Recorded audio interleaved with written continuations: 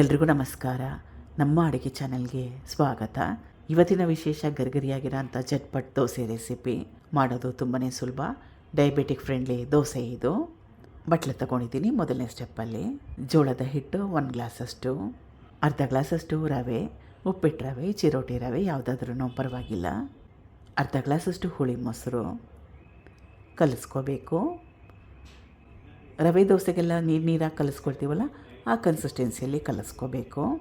ಸ್ಟಾರ್ಟಿಂಗಲ್ಲೇ ತುಂಬಾ ಜಾಸ್ತಿ ಗಟ್ಟಿಯಾಗಲ್ಲ ಅಥವಾ ತೆಳುವಾಗಿ ಕಲಿಸ್ಕೊಳ್ಳೋದು ಬೇಡ. 1-2ರಿಂದ 3 ನಿಮಿಷ ಕಲಿಸ್ಕೊಂಡ್ಮೇಲೆ ರೆಸ್ಟ್ ಮಾಡೋಕ್ಕೆ ಬಿಡಬೇಕು. 2ರಿಂದ 3 ನಿಮಿಷ ಆದಮೇಲೆ ಕನ್ಸಿಸ್ಟೆನ್ಸಿನ ಚೆಕ್ ಮಾಡಿ ಆಮೇಲೆ ನೀರನ್ನ ಸೇರಿಸ್ಕೊಂಡ್ರೆ ಒಳ್ಳೆಯದು. 2ರಿಂದ 3 ನಿಮಿಷ ಆದಮೇಲೆ ಮೊದಲೇ ಹೇಳ್ದಂಗೆ ಇದರ ಕನ್ಸಿಸ್ಟೆನ್ಸಿ ರವೆ ದೋಸೆಗೆ ಕಲಿಸ್ಕೊಳ್ತೀವಲ್ಲ, ತೆಳುವಾಗಿರೋ ಹಿಟ್ಟಿನ ಕನ್ಸಿಸ್ಟೆನ್ಸಿ ಹಾಗೆ ಕಲಿಸ್ಕೋಬೇಕು. ಜೀರಿಗೆ 1 ಚಮಚದಷ್ಟು, ಇದು ಸಣ್ಣ ಕಟ್ ಮಾಡಿ ಇಟ್ಕೊಂಡಿರೋ ಹಸಿರು ಮೆಣಸಿನ್ಕಾಯಿ, ಕಾಯಿ ಚೂರುಗಳು, ಕೊತ್ತಂಬರಿ ಸೊಪ್ಪು, ಕರಿಬೇವಿನ ಸೊಪ್ಪು, ಸ್ವಲ್ಪ ಅರಿಶಿನ. ಹಿಟ್ಟು ರೆಡಿಯಾಗಿದೆ. ಹೆಂಚು ಕೂಡ ದೋಸೆ ಹಾಕ್ಕೊಳ್ಳುವಾಗ ಚೆನ್ನಾಗಿ ಕಾದಿರಬೇಕು.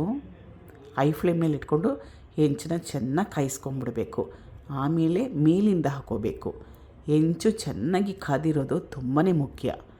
ಈಗ ಚೆನ್ನಾಗಿ ಕೆಂಪಾಗೋವರೆಗೂ ಬೇಯಿಸ್ಕೋಬೇಕು, ಕ್ರಿಸ್ಪಿ ಆಗೋವರೆಗೂ ಬೇಯಿಸ್ಕೋಬೇಕು. ನಾನು ಉಪಯೋಗ ಮಾಡಿರೋದು ನಾನ್ ಸ್ಟಿಕ್ ತವಾ. ಇದಾಗಿದೆ. ಚೆನ್ನಾಗಿ ಕೆಂಪಾಗೋವರೆಗೂ ಬೇಯಿಸ್ಕೊಂಡಿದ್ದೀನಿ. ಸಖತ್ ಕ್ರಿಸ್ಪಿಯಾಗಿ ಗರ್ಗರಿಯಾಗಿತ್ತು ಈ ದೋಸೆ.